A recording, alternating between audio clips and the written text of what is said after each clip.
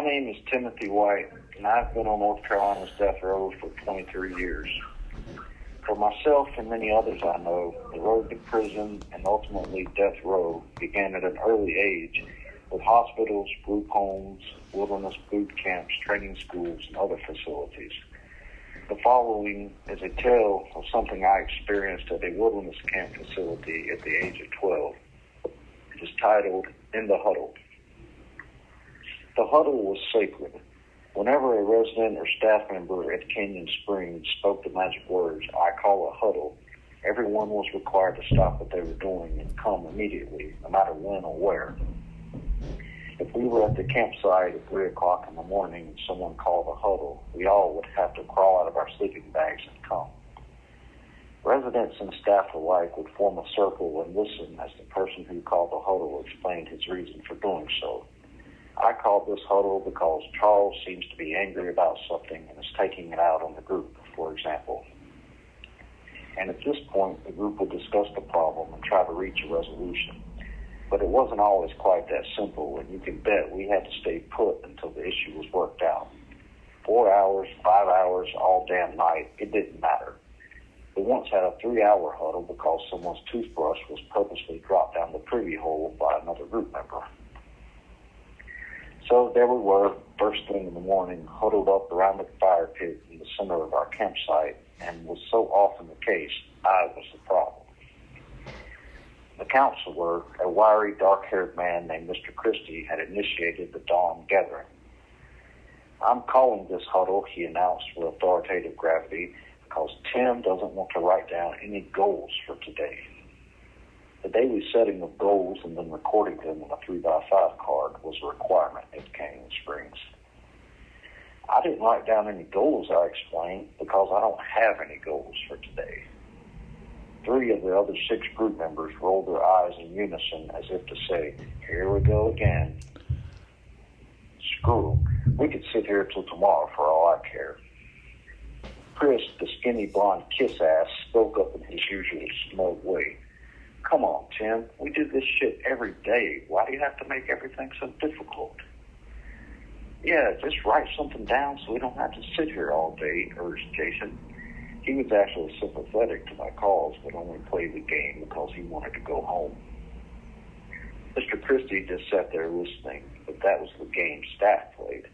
The misbehavior of one would cause hardship for the entire group, causing the group to then turn against that one individual. Even at the age of 12, I'd figured it out, but refused to play along. Later, when staff wasn't within earshot, I'd get the verbal threats and intimidation, but that was as far as it would go. An idea then occurred to me, and I had to suppress a smile. Fine then, I'll make the stupid damn goals, I relented. At this, Mr. Christie looked pleased. Now that's more like it. He handed me the pencil and the 3x5 card, and I proceeded to write. Okay, here it is, I said, grinning, and then I read aloud what I had written. Goals for today. 1. To not have any goals for today. Everyone groaned all at once.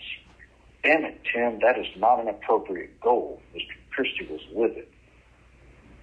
Who the fuck are you, I retorted, to tell me my goal isn't appropriate? If you'd focus on your own goals and stop worrying about mine, we'd all get along better. Cameron, who had spent the past 5 minutes drawing in the dirt with a stick, suddenly declared, Man, this is fucking stupid. The entire group voiced their agreement. Tim, began Chris in what he thought was Mr. Christie's grave tone, you need to make some serious goals. I'm tired of sitting here. I looked at him like he was the biggest fool in the world. Serious goals? Really? You're the one who writes to take care of business every morning. Are you running a lemonade stand? Selling Girl Scout cookies? Why don't you tell the group about this business you want to take care of, Chris? Come on, man. Brad spoke up for the first time. We're going to have to sit here until you do it. Just write down something halfway serious so we can go. Having finally had enough, I stood up. Y'all might be here. As for me, I'm out of here. I walked down the narrow dirt path toward the tents. Looking back over my shoulder, I saw Mr. Christie and the group rise as one. Good. They finally gave up. Shit, they can't break me. Continuing forward, I was almost at the tents when I saw them in my peripheral vision. They were following me. Mr. Christie was in the lead with Chris to his right, Brad on his left. Jason wasn't far behind while Cameron, Chad, and Steve fanned out to flank me. Before I could react, they closed in, circled around me, and linked arms. "You know you can't walk away from a huddle, Tim," said Mr. Christie. "Okay, then, we'll just sit here until Jesus Christ returns to take all the good Christian soldiers home to glory." Having said this, I sat down in the dirt. A signal from Mr. Christie and the group joined me on the ground. With the intention of trying to get away, I quickly stood up, but as I got to my feet, they rose as well, once again linking arms. Now this is some weird shit, and they say I have the problem. I sat back down and they followed, got to my feet and they too rose, and so it went for several minutes like some bizarre dance. Up, down, up, down, up, down. At least we were getting our exercise. Then Mr. Christie cleared his throat and began in a booming voice, "God, grant me the serenity to accept the things I cannot change, the courage to change the things I can, and the wisdom to know the difference." God, grant me the serenity. The group joined in with him this time, and they began to chant, "To accept the things I cannot change, the courage to change the things I can, and the wisdom to know the difference." And again they repeated it, chanting the serenity prayer over and over as if it were some kind of magical incantation to cast out the rebellious demons in me. At first I found it funny. They sounded like a bunch of fools out here in the woods chanting this silly prayer. But by the 10th repetition, it clawed its way under my skin. By the 11th, I could take no more. "Shut up! Shut up! Shut up! Shut up!" Finally, they did.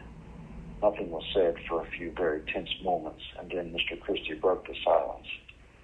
"What's the matter, Tim? Do you want to be back home with your mommy?" Something in my mind snapped. My right hand made a fist, and I swung for the face of the person closest to me, who happened to be Cameron. There was no thought process involved, just a sudden explosion of mindless rage. My punch never landed. I was wrapped up and tackled from behind, taken to the ground where I landed face first. My glasses broke. My nose bled from the initial impact, and though I couldn't break free from Mr. Christie's hold, I struggled and tried nonetheless. "You want to hit someone?"